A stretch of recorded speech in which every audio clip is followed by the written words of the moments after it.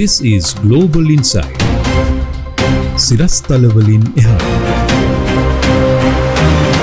අයිබෝන් මේ වන විට අපිට තරමක් කනගාටුදායක ප්‍රවෘත්තියක් වාර්තා වෙනවා. ඒ තමයි මිචිගන්හි ග්‍රෑන්ඩ් බ්ලැක් කියන ස්ථානයේ සමූහ වෙඩි තැබීමක් සිදු වෙලා තිබෙනවා. දේවස්ථානයක මුලින්ම වාර්තා වුණේ 10 දෙනෙකුට පමණ වෙඩි තබා ඇති අතර දෙදෙනෙකු පමණක් මිය ගොස් තිබෙන බවයි. නමුත් මේ වන විට මියගිය සංඛ්‍යාව 5 දෙනෙක් ඉක්මවා ගොස් තිබෙනවා කියලා ආරංචි වෙනවා. ඒ අතරම සමහර අය අතුරුදහන් වෙලා තිබෙනවා කියලාත් ආරංචි වෙනවා. ඒක තවමත් පැහැදිලි නෑ මොකක්ද මේ අතුරුදහන් වෙලා තිබෙන්නේ කියන එක. සමහර විට ඒ ස්ථානයට සහභාගී වූ අය මේ වෙඩි තැබීමත් සමග ඒ වගේම විශාල ගින්නකුත් ඇති වෙලා තිබෙනවා. අපි ඒ ඡායාරූපය ඔබ සමග බෙදා ගන්න මේ අවස්ථාවේදී ඔබ මේ දකින්නේ ඒ ගිනිබත් වූ දේවස්ථානය. මේ ස්ථානයේම තමයි එම වෙඩි තැබීම සිදු වෙලා තිබෙන්නේ. ඉතින් සමහර විට මේ ගින්නට හසු වෙලා යම් අය සොයාගන්න බැරිද නැත්නම් ඒ අවස්ථාවේදී ඇතිවුණු බිය නිසා කලබලයට පත් වූවන් යම් කිසි විදිහකට වෙනත් ආකාරයකින් අතුරුදහන් වෙලා තිබෙනවද කියන එක තවමත් පැහැදිලි නැහැ.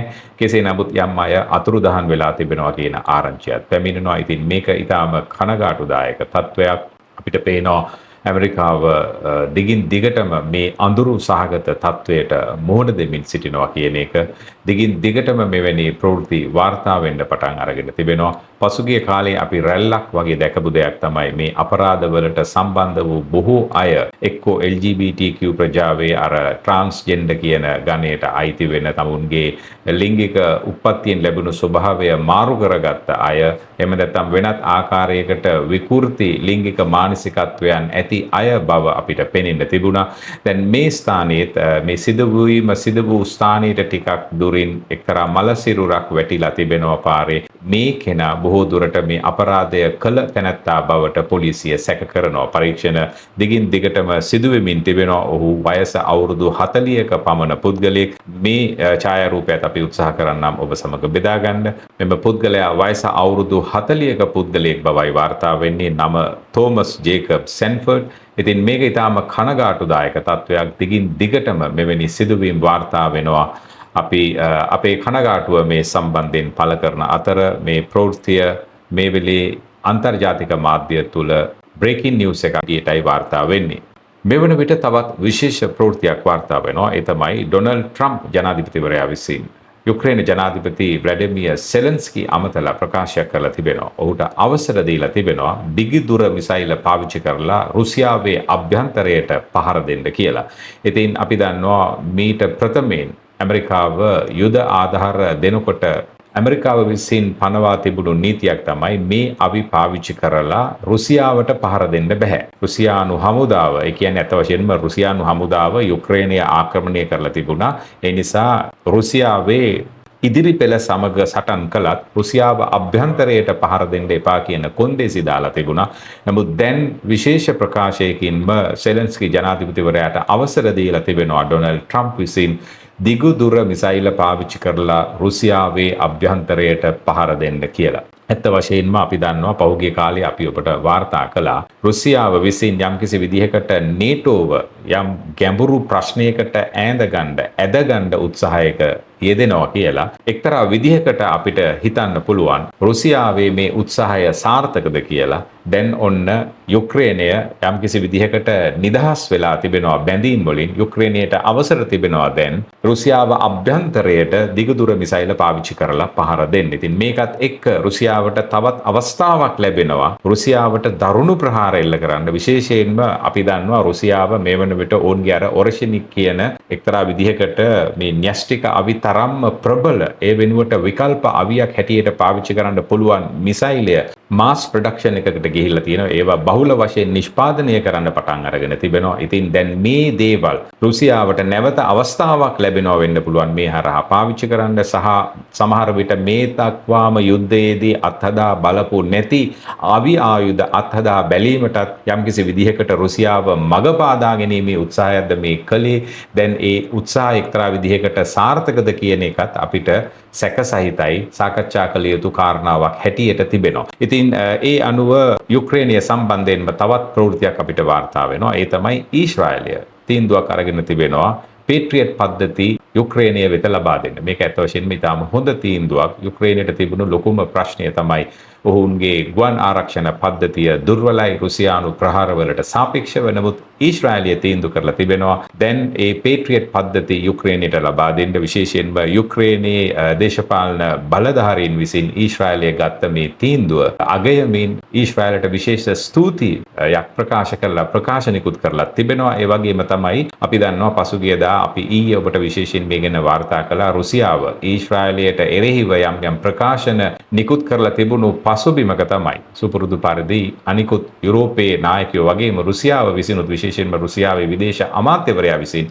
ප්‍රකාශ කරලා තිබුණා ගාසා තීරයේ ඊශ්‍රායලය සංහාරයක් කරනවා, දරුවෝ කුසගින්නේ මැරෙනවා, ඒ වගේම සිවිල් යටිතල පහසුකම් වලට පාසල් සහ අනිකුත් ස්පිතාල වැනි ගොඩනැගිලි වලට පහර දෙනවා කියලා සුපුරුදු පරිදිම පදනමක් නැති යුරෝපයේ නායකයින්ගේ ප්‍රකාශනම කරලා තිබුණා මේ රුසියානු විදේශ අමාත්‍යවරයා විසිනුත්.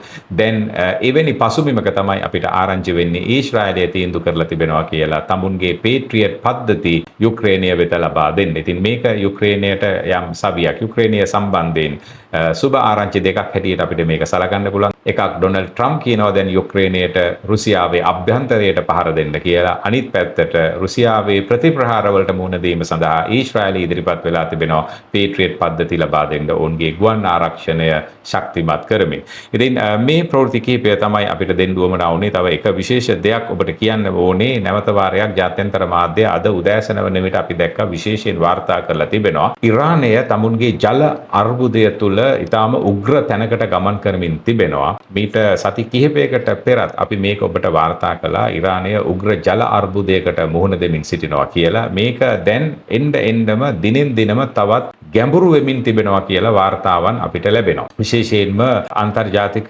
විශේෂඥවරු මේක වාර්තා කරලා තිබුණේ ඉරානය ජල බංකොලොත් භාවයකට, මේකට කියනවා වෝටර් බැන්ක්‍රප්සි කියලා, ජල බංකොලොත් භාවයකට පැමිණෙමින් තිබෙනවා කියලායි. මේක උග්‍ර තත්වයක් ඇත්ත වශයෙන්ම. ඉතින් මේ වන විට අපිට ආරංචි වෙනවා මේ තත්වය තුළ ඉරානය එන්නම ගැඹුරට යමින් තිබෙනවා කියලා. ඉතින් මේ අතරතුරම සාමාන්‍ය සිවිල් ජනතාව මේ තරම් ප්‍රශ්නවලට මුහුණ දෙන පසුබිමක අපිට තව ආරංචියක් එනවා ඉරානයේ ඉහළම පෙළේ රාජතාන්ත්‍රිකයෙකු, ඉරාන ඉහළම නායකයෙකු විසින් කියා තිබෙනවා දින 12 යුද්ධය තව මාස දෙකක් තිබුණා නම් ඔවුන්ට ඊශ්‍රායලය සිතියමෙන් මකලා දාන්න පුළුවන් කියලා. ඉතින් මේක තමයි ඉරානයේ තියෙන කාලකන්ණි ආසාව.